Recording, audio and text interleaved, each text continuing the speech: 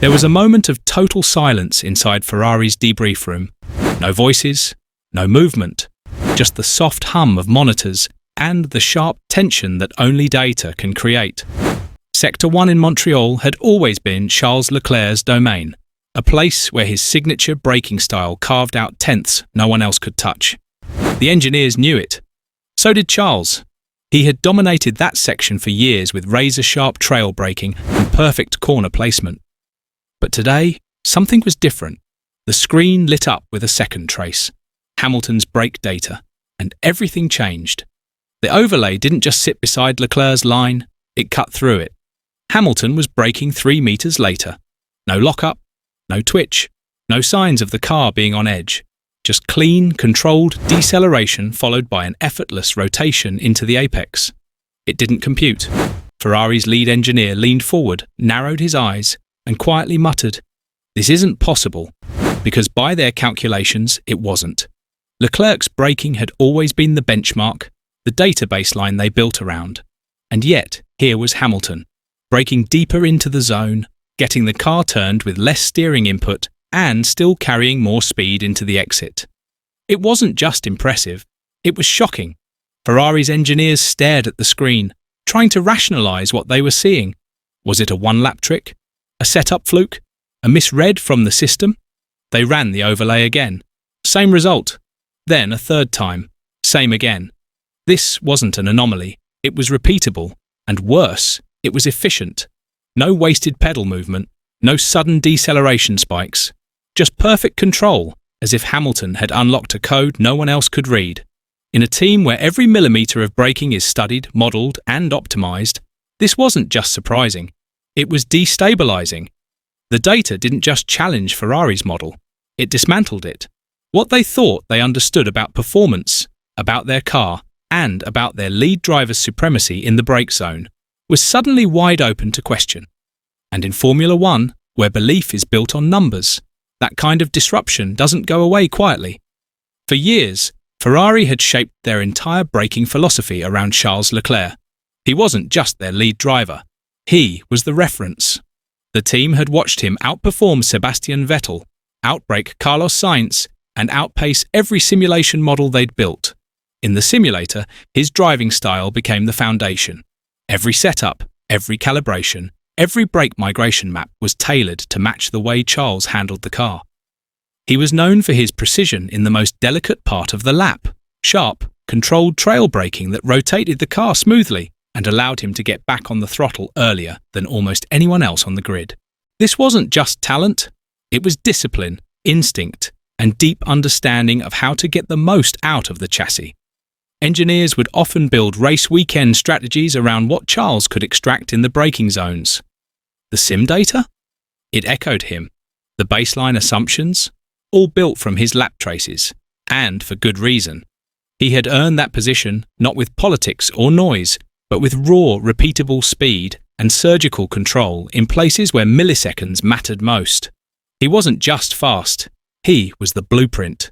So when Hamilton's data started to quietly outperform Charles in the one area Ferrari thought was untouchable, it didn't just rattle a few numbers, it shook the foundation. Because for the first time, the man whose style had guided an entire technical philosophy was being matched. And not just matched, outdone. The first signs of something unusual came in Shanghai. At the time, most inside Ferrari brushed it off. A strange lap, a one-off performance, maybe just a setup quirk. But now, after Montreal, no one could ignore it. The data wasn't lying. Hamilton's braking traces showed something Ferrari hadn't seen before. He was delaying brake pressure longer than expected, releasing it with a smoothness that looked more like instinct than calculation. Yet somehow, he wasn't losing time on corner exit. In fact, he was gaining it. Ferrari's engineers didn't just watch the data, they tested it. They ran it through their simulation systems again and again, expecting the numbers to fall in line with their model. But every time the system processed Hamilton's input, the answer came back broken. The predicted lap times didn't match what he was doing on track. The car, by their understanding, shouldn't be able to respond the way it was under his feet. And yet, lap after lap, it did. That's when the real doubt started to creep in. Not in Hamilton. His performance was undeniable, but in themselves, in the very systems they had spent years building. The simulations were supposed to be airtight, built on layers of driver data, mechanical limits, and physical models. If they couldn't explain what Hamilton was doing, maybe the model itself wasn't as solid as they thought. One engineer finally said what everyone else had been thinking. Is the car wrong? Or are we? It was no longer about one lap or one circuit. This was becoming a pattern. And patterns, especially ones that don't fit the expected logic, force teams to reevaluate everything. Because if Hamilton could drive beyond what the simulator allowed, then Ferrari's foundation wasn't just being challenged, it was being redefined. What followed inside Ferrari's engineering rooms was quiet chaos. The more they studied Hamilton's laps, the less sense they made, at least by their usual standards. Their models couldn't predict his line. The simulator kept returning errors, refusing to recreate the braking pattern that Hamilton was using so naturally. Every corner entry told the same story. He was carrying more speed in, yet still making the apex without drama. And on exit, the speed didn't drop. There was no instability, no hint that the car was being pushed beyond its limit. It all looked calm, controlled, almost too clean. This wasn't supposed to be happening. The SF25 wasn't built around Hamilton. It was tailored for Leclerc's style, his timing, his steering inputs, his approach to braking and throttle. Every detail, from the brake migration profiles to the torque maps, was shaped around how Charles operated. And yet somehow, Hamilton was getting more from it. More rotation, more balance, less correction. They dug deeper, into pedal modulation traces, corner-by-corner torque delivery, microsecond shifts in steering angle. And what they found was a pattern, but not one they recognized. It wasn't anything they had programmed into the car. It was new, unwritten, and it worked. He didn't follow the manual. He rewrote it in real time. That's what made it so unsettling. Hamilton wasn't just adapting to the car. He was reshaping how it behaved, instinctively adjusting in places where Ferrari relied on algorithms and preset logic. And the worst part for the engineers? None of it could be easily explained. All they had was the result, one driver, in a car not made for him, finding a level of efficiency that no one else could touch. As the races went on, the shift wasn't just happening in the data, it was starting to show in the way the team worked. During debriefs, something changed. Engineers began listening a little more closely to Hamilton's comments. His feedback wasn't just being noted, it was starting to shape the car. Subtle tweaks here and there, brake balance, pedal feel, migration profiles. And then, without any big announcement, a new term started floating around the garage. Map 44, a braking configuration built off Hamilton's feedback, refined by his feel, and now being tested across both cars. Charles noticed it. Of course he did. He didn't say anything, didn't raise his voice or challenge the shift. But the silence said enough. For a driver who had always been the team's reference point, seeing his teammates' style quietly become the standard wasn't easy. He'd spent years leading Ferrari's direction. Now that direction was beginning to tilt.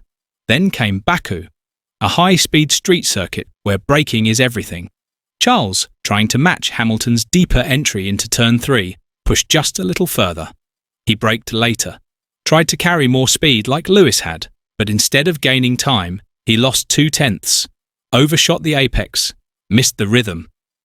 And with it, lost track position in qualifying. No lock-up, no major error.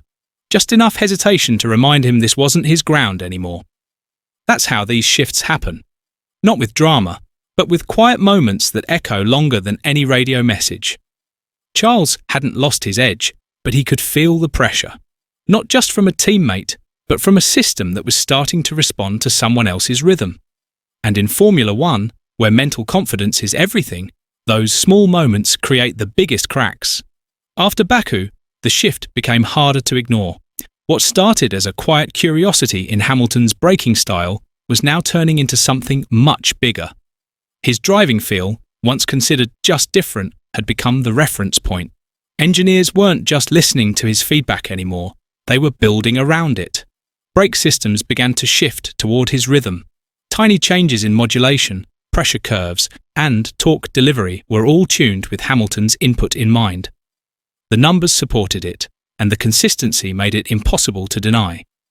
In the simulator room, the change was even clearer.